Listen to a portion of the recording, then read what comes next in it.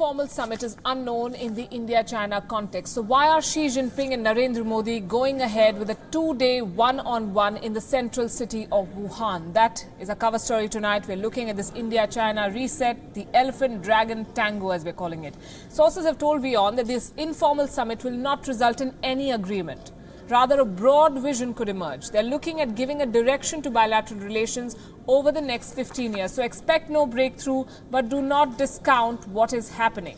This summit is very important, not in the least because of the many downs in bilateral relations in the last few years. The question is, why now? Why is the effort for a reset being made now?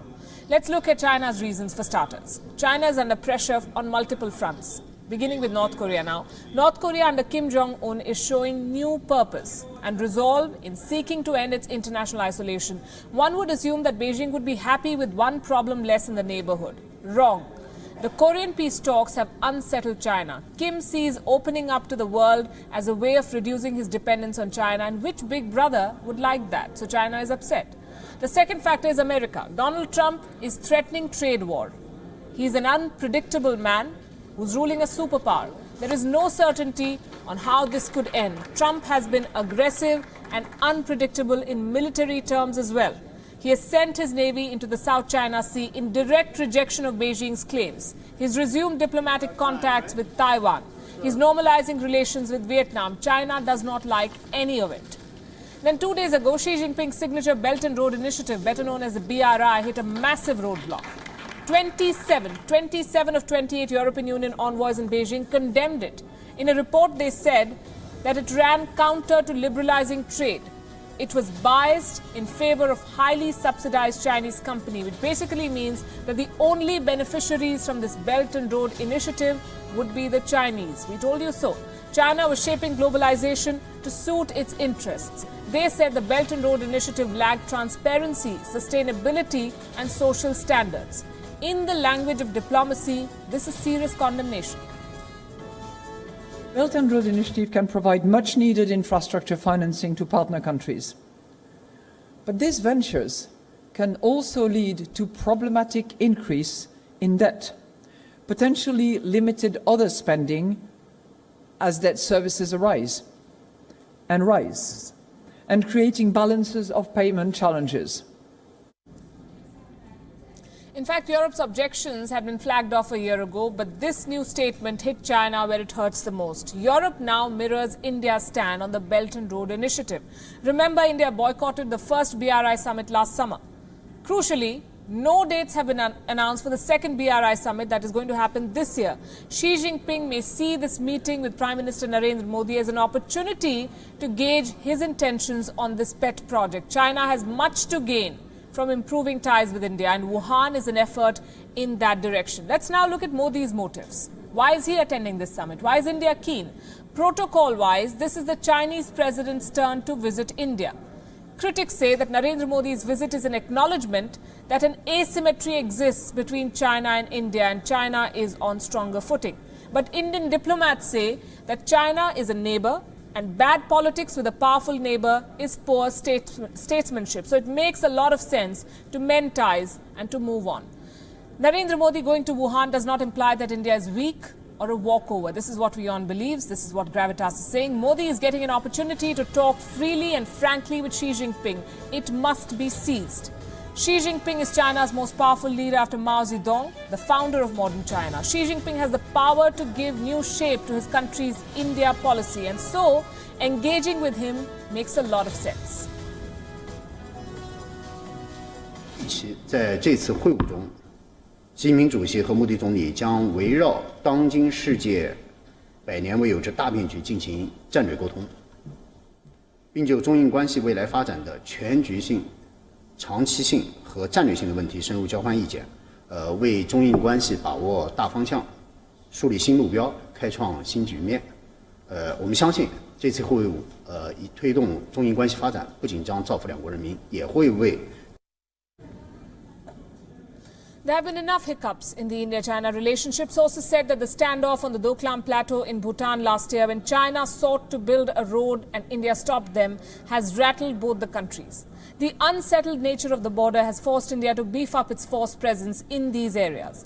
China's inroads into this region, including Sri Lanka and Nepal, have been disquieting. India needs to probe China's intentions, understand the strategy, and find a way to make the most of the new geopolitical realities. Burying differences would be a big win. Finding common ground and avenues of cooperation would be a bonus. Wuhan comes after a very difficult period. It is weighed down by the burden of expectation. So I repeat myself, expect no breakthrough. Look at this as a new start. And this is a meeting that the world, of course, will be watching, just as the world watched two Asian giants locked in an eyeball-to-eyeball confrontation not very long ago. For perspective, here's a look at how strained ties were not very long ago and what has led to this meeting. It's been a year of ups and downs for India-China ties. A meeting between the top leadership of both sides to reset ties comes after a period of sustained tensions. It began in May 2017 when China hosted the Belt and Road Forum. Leaders from 29 countries attended the event, but India chose to give it a skip. India has refused to join the $1 trillion connectivity project over the China-Pakistan economic corridor that passes through Pakistan-occupied Kashmir. The Belt and Road project still remains a sticking point between the two countries. But irrespective of the differences, India gained China's support for full membership of the Shanghai Cooperation Organization. And Indian Prime Minister Narendra Modi attended the Astana summit in June last year. But just a week after the SCO summit, Indian and Chinese troops came face to face at Doklam. The standoff lasted more than 2 months. Shrill rhetoric from China, like this video from the country's official news agency Xinhua, only added to the tension. The delimited boundary into the undisputed Chinese territory. But diplomacy saved the day. Both sides withdrew from their positions at Doklam by the end of August. Soon, the Indian Prime Minister visited Xiamen for the 9th BRICS summit. PM Modi and Chinese President Xi Jinping even met on the sidelines of the summit for extensive talks. But reports of possible tension at Doklam and other areas around the India-China border continue to make their way into the media. Reports of incursions by Chinese troops in Uttarakhand, Arunachal Pradesh and other areas emerged. But New Delhi and Beijing are now taking steps to diffuse tensions. It began with a series of high-level exchanges. The Chinese Foreign Minister Wang Yi held talks, first with India's Foreign Secretary and later External Affairs Minister Sushma Swaraj. India's National Security Advisor Ajit Doval also paid a visit to China and met with a top Chinese diplomat in Shanghai. The summit meeting between Prime Minister Modi and President Xi Jinping gives both sides an opportunity for a paradigm shift in India-China ties. Bureau Report, WION. Another key component of this India-China reset is people-to-people contact, and that can only happen when they communicate. And for that, they must understand each other's language. It's a huge barrier in this context, which is why India's Foreign Affairs Minister Sushma Swaraj concluded her visit to Beijing by asking people from both sides to learn each other's language. Swaraj made the remarks during a program called Contribution of Hindi in India-China Friendship, organized by the Indian Embassy in Beijing. चीन में भारतीय फिल्में बहुत लोकप्रिय हो रही हैं। अभी अभी कल मैं विदेश मंत्री वांगी जी से मिल रही थी। उन्होंने 3 फिल्मों का नाम खुद लिया, दंगल, सीक्रेट सुपरस्टार और हिंदी मीडियम। ये तीनों फिल्में बहुत ज्यादा चर्चित हुई कि भारत और चीन की मैत्री में हिंदी का योगदान। मैत्री किसको कहते हैं? दोस्ती को। और जब दो दोस्त आपस में बैठते हैं तो क्या चाहते हैं? कि मन की बात करें, उनके जो दिल में आया है वो एक दूसरे के साथ साझा करें। उसके लिए भाषा की जरूरत होती है। मैं हिंदी बोलूं तो आप समझें, आप चीनी बोलें तो मैं समझूं, तो हम इकट्ठे बैठ करके मैत्री भाव में बात कर सकते हैं। For the moment, we head to Pakistan. There is a red line in Pakistan that is hardly ever crossed by anyone. But voices of dissent are now becoming louder in the country, with thousands of Pashtuns rising against the army. They're calling out the establishment for its human rights violations. Here's a lowdown on why Pashtuns took their anger out on the streets in Lahore.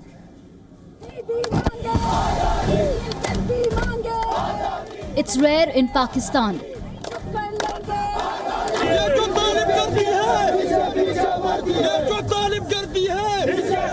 People coming out on the streets against the country's army and security forces. It's a red line that nobody crosses. But thousands of these brave Pashtuns came out on the streets of Lahore to demand justice and hold the forces responsible for human rights violations in areas bordering Afghanistan. They are demanding an end to enforced disappearances, extrajudicial killings and other alleged rights abuses committed by Pakistan's army in its war against the Taliban. This in the majority ethnic Pashtun federally administered tribal areas. मतलब ये पैसे बनाने के लिए बर्तन को भी चोरी कर सकते हैं, लोगों को भी फरोख्त कर सकते हैं, मिसिंग पर्सन को भी फरोख्त कर सकते हैं। इसका एक ही नजरिया है, यहाँ पैसे बनाओ, फिर रिटायर्ड हो के बाहर के मुमालिक में वहाँ बंगले बनाओ और अपने ऐशो इज्जत की जिंदगी गुजारो। Activists claim 1 million Pashtuns have been displaced, while between 65,000 to 70,000 people have been killed and about 35 million have disappeared in Pakistan. According to Amnesty International, 700 cases of enforced disappearances from the country are pending with the United Nations. मेरा भाई उमर अब्दुल अजीज वल्द गुल नबी 17 फरवरी 2017 को Islamabad G15 से लापता हो गया है। अभी तक 1 साल 4 महीने हो गए, हमारे अपने भाई के साथ कोई राब्ता नहीं हुआ है। अभी तक हमें ये पता नहीं है कि वो जिंदा है या मुर्दा है। The trigger for these protests, which by the way were carried out in defiance and amid a media blackout, was the killing of a Pashtun boy in January by a police officer in Karachi. The Pashtun protection movement has rattled the army, and why not? It's one of the strongest challenges to the establishment which pulls the strings of power in the country that has ruled Pakistan for roughly half of its 70-year history. Pashtuns make up 15% of Pakistan's 207 million people. They are daring the military by carrying on with their protests. Their next stop is Swat and then Karachi. Are these the winds of change in Pakistan, or will this dissent be muzzled as usual? Bureau Report, WION. Joining us this evening is a very special guest, Sana Ijaz, member of the Pashtun Tehfuz movement, the organization that is leading these protests. She's joining us from Lahore. Good evening, Sana. Thank you very much for being with us here on WION. This protest is one of the strongest challenges to Pakistan's security establishment in many, many years. The world is talking about it. But interestingly, the media in Pakistan seems to be aloof. Why do you think? Thank you so much, first of all. I think they are compelled by the security institutions not to give coverage to us. And thanks to the international media and BBC and Radio Free Europe and Voice of America, they are giving us the coverage.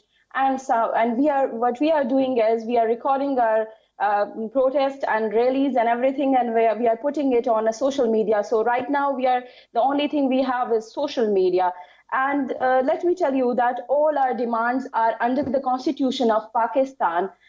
Article 25 is that you have to treat your citizen equally. But we Pashtun, we are suffering a lot due to this war on terror and things like that, not only in federally administered tribal area, but also in provincially administered tribal area and Khyber Pakhtunkhwa and across Pakistan, wherever Pashtun are living, they are facing extrajudicial killing, they are facing landmines in FATA, they are facing curfews in FATA, they are a lot of people, the number are in thousands, they are missing. So what we are asking is, we are asking the state to, give them a right of a fair trial according to the Constitution, Article 10 and 10A, and give us a right to have a peaceful gathering according to the Article 16, that we can have a peaceful gatherings. But what they are doing is, they are making hurdle for us. Many of our members, they are suffering from different hurdles. They arrested and they kept some of our members in the detention. Sure. A lot of. Sana, I want to interject, and I want to ask you this. If the Pakistani establishment, under pressure from the army, is not even acknowledging your protest, how do you expect them to agree to your demands and for justice to be done? That is question number one. Question number two, what is the significance of the timing of this protest? This is coming just ahead of the federal election in Pakistan. Do Pashtuns now hope to find a strong political voice and become a part of the system that has excluded them? What I think is, yes, it's a very crucial time right now for Pakistan and specifically for the establishment and for institutes, security organizations. This is because from the past 40 years, none of us asked for anything. We raised our voices, but we were not united. But right now, people specifically living across Pakistan, they are asking, and we are hopeful because we are asking for the constitutional rights under the constitution of the state. And what we are asking is, we are asking this federation to behave like a federation, because in this federation of Pakistan, many nations are living, and Pashtun as a nation is suffering a lot. We gave so many sacrifices for this state, and we are not against Pakistan, and we are not against its constitution. Then why they are not listening to us? And I'm hopeful, and many of us, and let me tell you, this movement is initiated by the youth of our nation, and all of us are peaceful, and it's a continuation of the peaceful movement of Bacha Khan, a non-violent peace movement, and we will be non-violent. And they are doing a lot of violent strategies to us. They are arresting our members, they are making hurdles, they are tagging with different tags of like agents, and they are blaming us that we have a support from India and Afghanistan. We are not having any support from any country and any people, but we are having a support from our people, and specifically from Pashtuns, and specifically from the young people of this country. Indeed. Sana Ijaz, thanks very much and all the very best to you. And that's a favorite line from the Pakistani establishment whenever faced with a challenge. They've seen uprisings first from the Baloch and now from the Pashtuns, and it's very convenient to blame India for fueling these uprisings. But thousands of Pashtuns have risen in revolt against the might of the Pakistani army. Let's tell you more about them. Who are they, and why have they decided to take the establishment head on? The military establishment, the all-powerful establishment in Pakistan. Pashtuns, we can tell you, form 50% of Pakistan's total population. They're the second largest ethnic group in that country. They've long inhabited both sides of the porous Afghanistan-Pakistan border. In Pakistan, they are in a majority. Especially in the northern part, they are in a majority. They live in the federally administered tribal areas bordering Afghanistan. This region is more popularly known as Fatah. They have witnessed attacks by the Taliban and at the same time endured the wrath of the army that's fighting the terror group. Fatah is still governed by colonial-era regulations in Pakistan. These regulations call for collective punishment for entire communities, including property destruction. The parliament or courts in Pakistan have no jurisdiction in this region. This has been kept socio-economically isolated from the rest of the country, not like the rest of Pakistan is doing very well socio-economically, but this is even worse. And this has led to unemployment and neglect. After the Taliban, the Pakistani army, Pashtuns became victims of America's drones when the country chose to intervene in the Afghanistan war in 2011, and that is when their lot worsened. Prominent Pashtun rights activists say that the army is unfairly labeling the entire community as terrorists, and the situation is worse in Waziristan.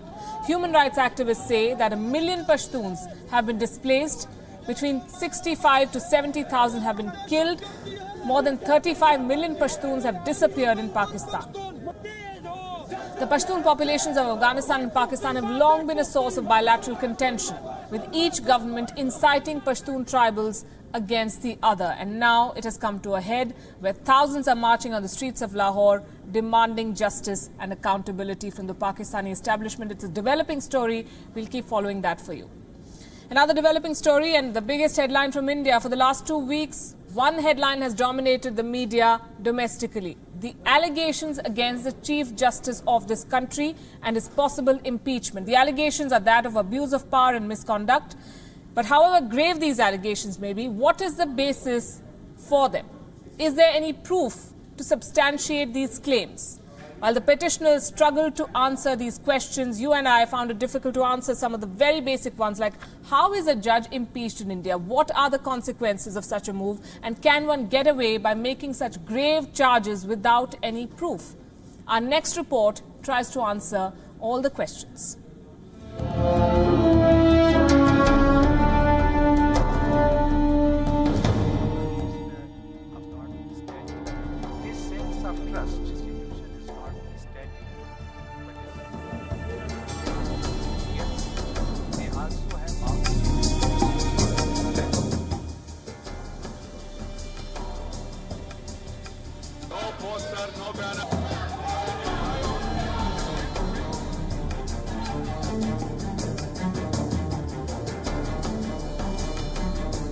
Apart from constitutional experts, many also believe that this rift within the judiciary could have been solved inside the four walls of the Supreme Court.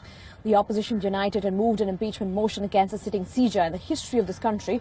Now that the Vice President or the Chairman of the Upper House of Parliament has rejected that motion, now the opposition has united again and will be challenging that order in the court of law. Well, how will that be viewed? Only time will tell.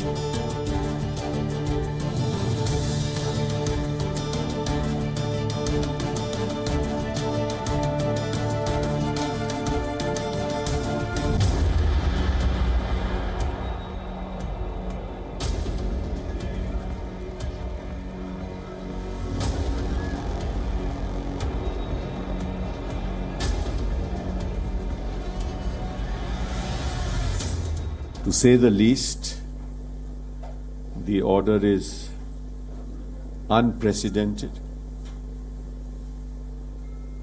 illegal,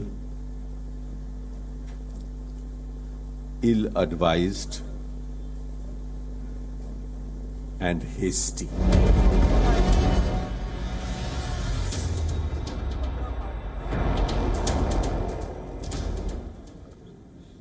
Now, the controversial French asylum immigration bill was passed at the National Assembly on Sunday night. How tough was the passage of this bill? That's evident from the fact that the French parliamentarians debated more than 61 hours to arrive at a decision. On one end, this law has been slammed by left-wing parties and migrants and human rights organizations. On the other, its voting has caused the crack within the French President Emmanuel Macron's party to surface, with one of its members announcing that he was leaving this political formation. Here's more. It was a long week for French parliamentarians, but also a rather tumultuous one, at the end of which 228 of them voted in favor of the asylum immigration bill, while 139 voted against and 24 abstained.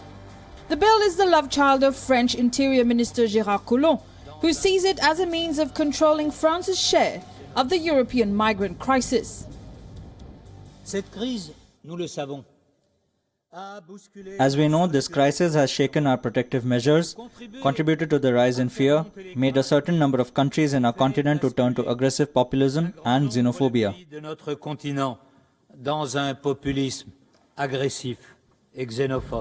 The new asylum immigration legislature will double to 90 days the time in which illegal migrants can be detained. reduce the asylum application process from 11 to 6 months, shorten the asylum application deadlines, make the illegal crossing of borders an offence punishable by 1 year in jail as well as fines, make the deportation of those whose asylum application has been rejected easier, and facilitate the integration of those who have been granted asylum. Within the French National Assembly, the new bill has been the subject of a real tug-of-war between all political formations. The far-right and right-wing parties, being vehemently opposed to migration, viewed Macron's reforms as insufficient. For instance, they failed at having an amendment passed for the expulsion of any migrant that could be suspected of having terrorist links. Left-wing parties within the French parliament said the new law went against the constitutional rights in France. They were also more in line with concerns expressed by migrant groups. There are unacceptable situations which already exist due to current policies, and the asylum and immigration law will come and reinforce and destroy the fundamental rights which should be the basis of welcome and solidarity in France. But the largest rift was perhaps within Macron's own La République En Marche political party, the LREM. 14 members of parliament within his own ranks abstained from the vote. MPs said the debates at the National Assembly made the internal divisions within LREM worse, leading to the departure of one of their members. Meanwhile, Emmanuel Macron is unlikely to backpedal on this issue, but he is facing mounting opposition at home. His woes with the striking unions, dissatisfied civil servants and students are far from over. But for now, as he heads to the US to meet his counterpart Donald Trump, his attention will be on Syria and Iran. That won't last long, however, as the dissent and discontent in France show no signs of subsiding anytime soon. Arabella Sibalak, WION. Joining us is Elena Casas Montanez, a correspondent in Paris. Elena, it's interesting that this law is passed just before Mr. Macron's meeting with US President Donald Trump. His own party has, according to one headline, rebuked him for the passage of this bill. But what about the public mood? How do the French see this new law?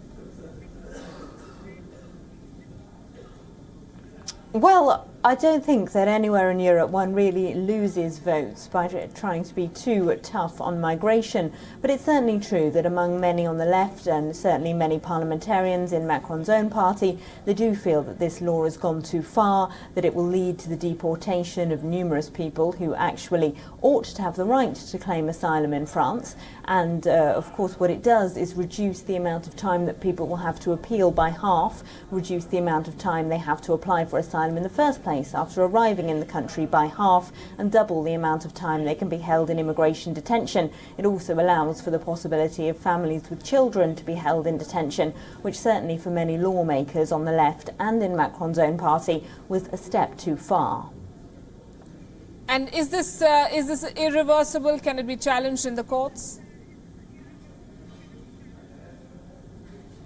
Well, the law hasn't been passed yet. It needs to go through the Senate before that, which will be in June, we think, before Macron signs it. And then, of course, how much these individual provisions held up in court will be tested, surely, by charities, by groups who work with asylum seekers as they try and continue to defend those cases of people who are appealing a rejection decision when they've applied for asylum in France. Right, Elena, thanks very much for joining us this evening. Emmanuel Macron, in fact, is facing many protests in France, and the recent voting of the immigration asylum law is very likely to make matters worse for him. Earlier this month, the CGT, or the French Labour Confederation, France's oldest and largest union, called for the convergence of struggles, as they called it. What this sparked was 135 strike actions across the country. Macron's biggest mistake: attempt to reform the most sacred of French privileges, its welfare system. Public sector employees, led by the railway workers of the SNCF, but also Air France, are demonstrating their opposition to proposed reforms that aim at removing job-for-life guarantees, salary and pension privileges. As of today, the strikes are keeping rail and air transport in suspense in France. Students too have joined this protest and they blocked access to 4 universities recently. They were contesting plans to make admissions more selective in the French tertiary sector. And now this migrant crisis. France has received over 100,000 asylum applications in the year 2017 alone, which is 17% higher than the previous year. Even though it accepts only a third of these requests, it still wants to curtail the growing trend through the new legal provisions. Migrant groups, in fact, have called this an attempt on their rights, an assault on their rights. And although Macron does face a lot of criticism on this issue, he has some support from some quarters. In fact, this is a problem not unique to France. Immigration is a hot topic in Europe with reason, as refugees from embattled countries, especially Syria, flock to what appear to be greener European pastures. European Union statistics from 2016 demonstrate that of 4.3 million migrants within the 28-member bloc, 2 million of these were not from an EU member country. In 2017, 650,000 first-time asylum seekers applied for international protection in the member states of the European Union. 538,000 asylum seekers were granted protection status in the member states of the European Union in 2017. These numbers, given the size of this continent and its population, native population, are very significant. In 2017, 46%, or nearly half of the EU's first instance asylum decisions resulted in positive outcomes, and migrants were given some form of residency. Citizens of Syria, Iraq and Afghanistan top the list of whose nationals sought asylum in the EU in the 4th quarter of last year. Syrians, Iraqis and Afghans lodged a total of 46,000 applications respectively, with more than 51% of these applications coming from Syrian refugees. That is how big the migration problem is in Europe, and the continent continues to deal with it.